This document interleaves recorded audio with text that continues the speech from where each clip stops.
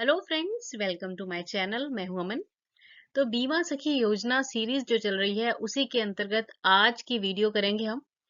तो बहुत सी महिलाओं ने बीमा सखी योजना का जो टेस्ट है IC38 का वो क्लियर कर लिया है। अब उन्हें आगे कुछ पॉलिसीज करने में, बिजनेस करने में थोड़ी बहुत परेशानियों का सामना करना पड़ रहा है, जो कि बहुत ऑब्वियस है। क्योंकि देखिए, जब भी हम कोई नया काम करते हैं तो थोड़ी बहुत कठिनाइयां आती ही हैं। तो आज की वीडियो से हम कोशिश करेंगे कि आपकी जो परेशानियां हैं उनको थोड़ा सा कम किया जाए। तो चलिए वीडियो शुरू करते हैं। सबसे पहले तो बहुत सी महिलाओं को ना अभी तक ये क्लियर नहीं है कि सैलरी पाने के लिए टारगेट जो है वो क्या है। मतलब आप जो पॉलिसीज करेंगी हर महीने, तो उसके लिए मतलब जो आपकी सैलरी है वो आपके अकाउंट में आती रहे, 7,000 हर महीने आती रहे। उसके लिए जो एग्जैक्ट टारगेट है, सही टारगेट है, वो क्या है। देखिए, इसके लिए जो टारगेट है ना, जो कि LIC की तरफ से आपको दिया गया है, उसके लिए आपको हर महीने 2 पॉलिसीज का टारगेट लेके चलना है। वैसे तो दिया गया है कि पहले 4 महीने आप एक-एक कर लें, फिर अगले 4 महीने आप 2-2 कर लें, और फिर नेक्स्ट जो 4 महीने होंगे साल के, उसमें आप 3-3 पॉलिसीज कर लें। पर मेरा ये सजेशन रहेगा कि आप इसी तरह से लेके चलें कि हर महीने आप मिनिमम 2 लाइफ इंश्योरेंस पॉलिसीज कर लें। ठीक है। अच्छा, इससे क्या है कि साल में आपकी कितनी, जो 24 लाइफ इंश्योरेंस पॉलिसीज है ना, वो हो जाएंगी, जो मिनिमम टारगेट दिया गया है। अब ये तो बात हुई पॉलिसीज की, यानी कि लाइफ्स की। अब ये जो 24 लाइफ इंश्योरेंस पॉलिसीज है ना, इसका मतलब ये नहीं है कि एक ही व्यक्ति को पकड़ के उसकी 24 पॉलिसीज आपने डाल दी। आपको 24 अलग अलग लोगों की पॉलिसीज करनी होंगी। मतलब ये 24 जो है वो लाइफ्स हैं, जो कि पूरे साल में आपको करनी है। और महीने में कितनी करनी होंगी? 2। अब बात आई कि बहुत सी महिलाएं ये पूछ रही हैं कि हमने 2 पॉलिसीज कर दी हैं, पर हमारी सैलरी नहीं आ रही है ना? तो उसके लिए मैंने पहले भी शुरुआत के, जब शुरू-शुरू में ये हमने शुरू की थी सीरीज, तब भी आपको बताया था कि अगर आप अपनी सैलरी भी चाहती हैं ना, तो आपका जो 2 पॉलिसीज का कमीशन आना चाहिए ना हर महीने, वो कम से कम कितना होना चाहिए? 4,000। ठीक है। ये अगर एक पॉलिसी कर रहे हैं, सपोज तीन, मतलब वही जैसे मैंने बताया कि 4 महीने पहले एक एक पॉलिसी करनी है ना, तो 2,000 रुपए। मतलब 2 पॉलिसीज जो आप करोगे हर महीने की, उसका आपका कमीशन आपके अकाउंट में 4,000 रुपया होना चाहिए। तभी आपको 7,000 पर मंथ सैलरी मिलेगी। तो देखो ना, इससे आपका ही फायदा है। 4,000 आपका कमीशन हो गया, जो कि आपने कमाया ही है। और जो LIC की तरफ से आपको सैलरी या स्टाइपेंड मिल रहा है, 7,000 वो मिल रहा है।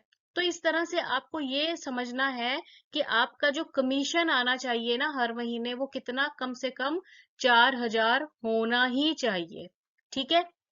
और इसके लिए मैंने आपको बताया था पिछली वीडियोस में भी कि आप क्या कीजिए, अगर आपकी दोनों पॉलिसीज बड़े प्रीमियम वाली नहीं हो रही हैं, तो आप कोई एक बड़ा प्रीमियम वाली कर लीजिए, और कोई एक जो है वो छोटे प्रीमियम वाली कर लीजिए। देखिए, लाइफ तो 2 हो गई है ना। बड़े प्रीमियम से ज्यादा कमीशन आ जाएगा, तो उससे आपका जो कमीशन का टारगेट है 4,000 पर महीने वाला, वो जो है कंप्लीट हो जाएगा। फिर सैलरी मिलने में कोई भी परेशानी आपको नहीं होगी। बहुत सी महिलाएं जो हैं, बीमा सखियां हैं, उनका ये प्रश्न है कि क्या LIC का काम हम ऑनलाइन वे में भी कर सकते हैं। देखो, LIC में क्या करना होता है, पॉलिसी सेल करनी होती है। ठीक है। और ये जो पॉलिसी सेल करना है, या ऑनलाइन हो जाता है या फिर हो जाता है ऑफलाइन। ठीक है जी। तो अगर आप ऑफलाइन पॉलिसी करते हैं ना, ऑफलाइन का मतलब क्या है कि जो फॉर्म वगैरह है वो फिल करना होता है, और फॉर्म में जिस भी व्यक्ति की आपने पॉलिसी करनी है उसके आपको साइन वगैरह करने पड़ते हैं। ठीक है। तो उसके लिए तो क्या है कि वो व्यक्ति हमारे आसपास होना चाहिए, तभी हम फॉर्म पे उसके साइन लेंगे। पर बहुत से केसेस में ऐसा है कि जो हमारे प्रोस्पेक्ट है, जैसे हमारे कोई रिश्तेदार है, वो हमारे से पॉलिसी करवाना चाह रहे हैं, है ना, या हमारे कोई दोस्त हैं जो कि हमारे आसपास नहीं है, हम हमसे दूर रहते हैं, दूसरे शहरों में रहते हैं, तो उनकी पॉलिसी कैसे की जाए। तो उसकी बिल्कुल भी चिंता नहीं करनी है। LIC की पॉलिसी जो है वो ऑनलाइन वे में भी की जा सकती है, और वो की जा सकती है आनंदा ऐप के थ्रू। LIC की ये आनंदा ऐप है, 2-3 साल पहले लॉन्च हुई है। ठीक है। तो ये है आत्मनिर्भर agent new business DG app, जिसके थ्रू आप ऑनलाइन वे में पॉलिसी कर सकते हैं, चाहे आपका जो प्रोस्पेक्ट है वो कहीं पर भी हो, तो आप ऑनलाइन वे में उसकी पॉलिसी कर सकते हैं। और आनंदा ऐप पे जो पॉलिसी करना है ना, वो बहुत इजी है। प्लस 15 से 20 मिनट का समय लगता है, सारी इंफॉर्मेशन ऐप पे ही भरनी होती है। ठीक है, तो इजीली हम, जो व्यक्ति है वो कहीं पर भी हो चाहे, ठीक है ना, तो उसकी पॉलिसी आप इजीली ऑनलाइन वे में भी कर सकते हैं। अपने आने वाली जो हमारी ट्रेनिंग सीरीज चल रही है ना इसकी, उसमें मैं आपको बताऊंगी कि कैसे आप आनंदा ऐप पे पॉलिसी इजीली कर सकते हैं। अब बहुत सी महिलाओं का ये प्रश्न भी है कि उनके जो प्रोस्पेक्ट हैं वो कहते हैं कि हम एलआईसी में पैसे नहीं लगाएंगे, एलआईसी नहीं खरीदेंगे, हम म्यूचुअल फंड खरीदेंगे, है ना। तो अब ये बात करते हैं कि लाइफ इंश्योरेंस या फिर म्यूचुअल फंड, इसमें से क्या बेहतर है। ठीक है, वैसे तो देखिए कि ना, जो इंश्योरेंस है या म्यूचुअल फंड है, सभी के अपने अपने फायदे होते हैं, है ना। हर एक चीज के अपनी अपनी कैरेक्टरिस्टिक्स है, अपने अपने बेनिफिट्स हैं। तो अगर हम लाइफ इंश्योरेंस की बात करें, तो देखिए लाइफ इंश्योरेंस जो है, इसमें क्या है ना, इसमें रिस्क कवर है और साथ ही साथ सेफ इन्वेस्टमेंट है। रिस्क कवर का मतलब क्या होता है कि अगर व्यक्ति के साथ कुछ मिस हैपनिंग हो जाए तो उसके परिवार को मुसीबत का सामना नहीं करना पड़ता, क्योंकि इंश्योरेंस की तरफ से, एलआईसी की तरफ से उसे जो है क्लेम का पैसा मिल जाता है। साथ ही साथ जो इंश्योरेंस में या एलआईसी में लगाया गया हमारा पैसा है ना, वो सुरक्षित है। ठीक है, क्योंकि देखिए एलआईसी जो है, ये भारत की सबसे पुरानी और सबसे बड़ी लाइफ इंश्योरेंस कंपनी है। और साथ ही साथ मैंने आपको अपनी लास्ट वीडियोस में भी बताया था कि जो सोवरन गारंटी है, वो सिर्फ एलआईसी के पास ही है, जो कि भारत सरकार के द्वारा दी गई है। और सोवरन गारंटी का मतलब क्या होता है कि आपका जो पैसा है वो बिल्कुल भी डूबेगा नहीं, सुरक्षित है। उसकी जो गारंटी है वो भारत सरकार के द्वारा दी गई है। अब हम बात करें म्यूचुअल फंड्स की, तो म्यूचुअल फंड भी कोई बुरी बात नहीं है। म्यूचुअल फंड में क्या है कि रिटर्न्स हाई आने के चांसेस बने रहते हैं, पर साथ ही साथ मार्केट का रिस्क भी बना रहता है। तो इसमें आपने बिल्कुल भी चिंता नहीं करनी है। अगर आपको कोई कहता है कि भाई मैं म्यूचुअल फंड में ही लगाऊंगा, तो उसको आप बताइए कि भाई तू म्यूचुअल फंड में भी लगा ले, चाहे अगर जितना भी पैसा आप इन्वेस्ट करना चाहते हो। जैसे मान लो कि कोई चाहता है कि मैं 5,000 रुपए महीने का इन्वेस्ट करना चाहता हूँ, तो उसको आप बताइए कि भाई तू 2,000 रुपए या 2,500 रुपए की इंश्योरेंस ले ले, और 2,500 रुपए तू म्यूचुअल फंड में लगा दे।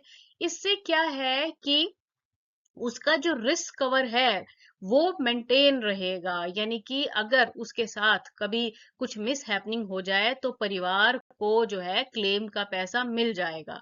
तो इस तरह से आपने ऐसे प्रॉब्लम को सॉल्व करना है। अब साथ ही साथ आपने उसको इंश्योरेंस में बताना है कि भाई तू अपने परिवार के साथ प्यार करता है ना, और नहीं चाहता कि मेरे बाद मेरे परिवार के साथ कुछ प्रॉब्लम का सामना करना पड़े, उन्हें पैसे की प्रॉब्लम हो, फाइनेंशियल प्रॉब्लम हो। तो इसलिए इंश्योरेंस में पैसा लगाना जो है वो जरूरी है, हर व्यक्ति के लिए जरूरी है। साथ ही साथ अगर आप खुद से भी प्यार करते हैं और चाहते हैं कि ओल्ड एज में मुझे किसी पर निर्भर ना रहना पड़े, मेरे पास खुद इतना पैसा हो कि मैं इजीली अपना गुजारा कर सकूं, और अपने जो जीवन साथी है, मतलब मैं और मेरा जीवन साथी इजीली खुशी खुशी बगैर किसी पर डिपेंड हुए अपना बुढ़ापा निकाल सके, तो इन दोनों कामों के लिए ना इंश्योरेंस जो है ये बहुत बहुत जरूरी है। तो इस तरह से आपको अपने प्रोस्पेक्ट को समझाना पड़ेगा। अब और जो प्रश्न बहुत सी महिलाओं ने पूछा कि भाई एलआईसी के प्रीमियम पे और मेच्योरिटी पे टैक्स या फिर जीएसटी देना पड़ता है, तो भाई उसे आपको ये बताना है कि जीएसटी तो आजकल हमें हर चीज पर ही देना पड़ता है। बाजार से अगर हम 5 रुपए का बिस्कुट भी खरीदते हैं तो उस पे भी हमें जीएसटी तो देना ही पड़ता है।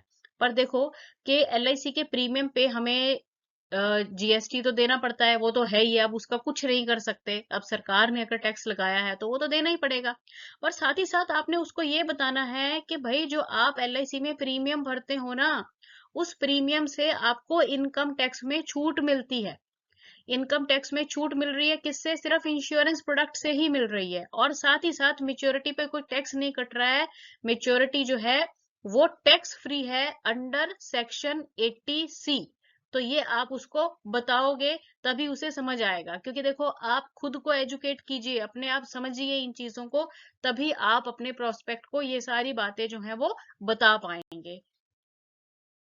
अब बहुत सी महिलाएं जो है ना वो ये पूछ रही हैं कि 3 साल बाद क्या हम डेवलपमेंट ऑफिसर बन सकते हैं एलआईसी में।